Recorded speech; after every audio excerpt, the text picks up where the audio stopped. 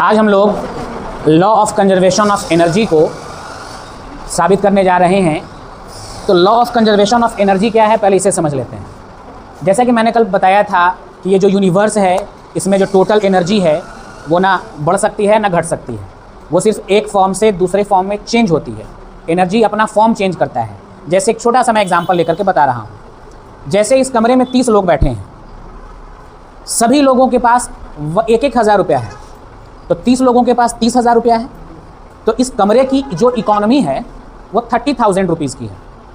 शर्त यह है कि इस कमरे से कोई बाहर नहीं जाएगा और 30 लोगों के पास कोई ना कोई अपना बिजनेस है। जिंदा रहने के लिए जो चीज़ें ज़रूरी हैं वो इन्हीं 30 लोगों के पास मिल जाएगा।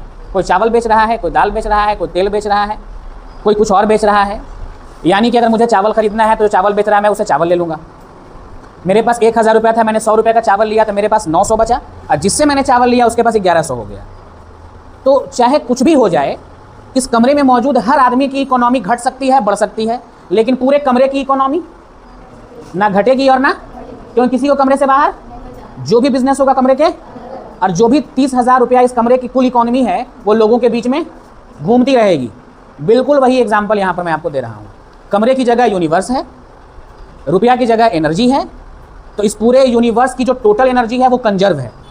उसको ना हम क्रिएट कर सकते हैं ना डिस्ट्रॉय कर सकते हैं।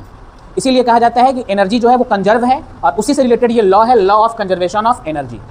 तो ये तो बात हो गई थ्योरी के हिसाब से, मैंने आपको समझाया। अब मैथमेटिकली इसे कैसे प्रूफ कर सकते हैं। जैसे मेरे पास ये माइक बॉक्स है, अगर इसको मैं छोड़ दूं तो ये नीचे गिरेगा, और जब ये नीचे गिरेगा तो एक रास्ते से ये गुजरेगा। उस रास्ते में बहुत सारे पॉइंट्स हैं। तो अभी इसके पास वेलोसिटी है, वेलोसिटी तो काइनेटिक एनर्जी 0। इसके हाइट के अकॉर्डिंग इसके पास सिर्फ पोटेंशियल एनर्जी है। जैसे ही इसको हम छोड़ देंगे और ये नीचे आने लगेगा, हाइट कम होगा तो पोटेंशियल बढ़ने लगेगा, घटने लगेगा, और काइनेटिक, लेकिन दोनों का जो सम है उसमें कोई चेंज। समझ में आ गया बात? इसी को हम प्रूफ करने जा रहे हैं। चलिए शुरू करते हैं। एक ऑब्जेक्ट है हमारा जो अर्थ सरफेस से h हाइट पर रखा गया है। इसको हम रिलीज कर देंगे तो ये इस रास्ते से गुजरेगा।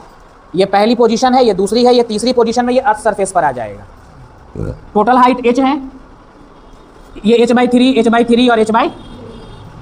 चलिए इसको हम पहला मान लेते हैं, इसको हम दूसरा मान लेते हैं, इसको हम तीसरा मान लेते हैं, और ये आपका। चलिए पहला पोजीशन पर हम चलते हैं। अच्छा एक बात बताइए, अभी हम रिलीज नहीं किए हैं तो बताइए इसकी वेलोसिटी कितनी होगी? 0। तो kinetic energy 0, potential energy m, मास m है, और ग्रेविटेशन g, और हाइट। अब बताइए टोटल एनर्जी क्या होता है? पोटेंशियल प्लस पोटेंशियल कितना?